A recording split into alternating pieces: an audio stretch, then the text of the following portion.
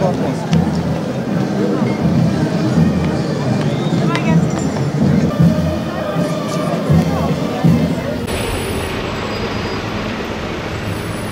tabii zaten belki seni aradım.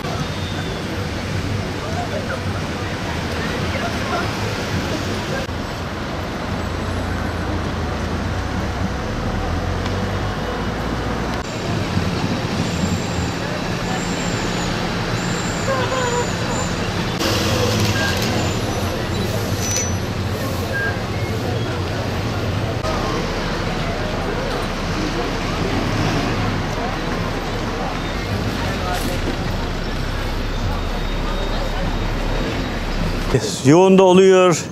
Otobüslerde çok arıza var. Yani bakım yapmıyorlar. Evet. Her şey var yani. Yok diye bir şey yok. Sıkıntı, milletin sıkıntısı çok. Çok ağır yani. Çok kalabalık.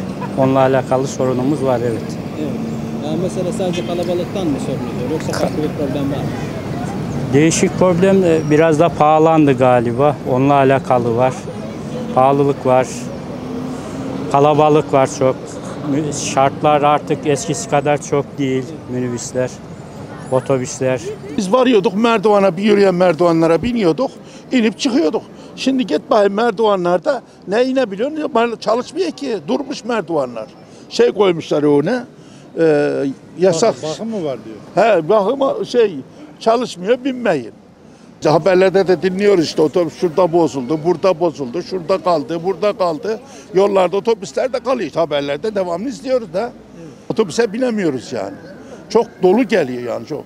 Önceden mesela şu 15B var. 5 dakika geliyordu. Sıkıntı yoktu.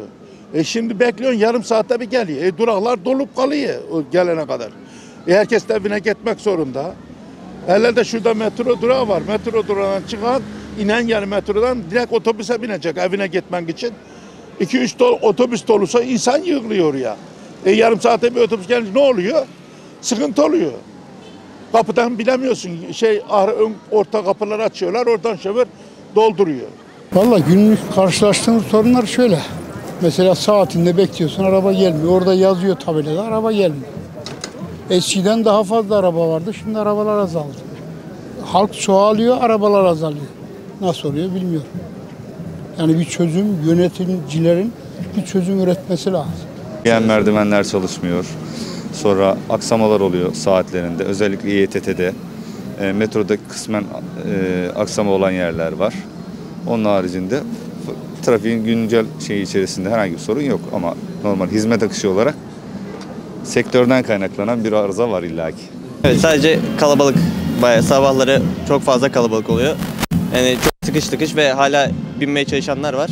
Ya bizim milletimizde çok fazla insanlık göstermiyor. Herkes sırayla bineceğine, herkes bir anda biniyor yani.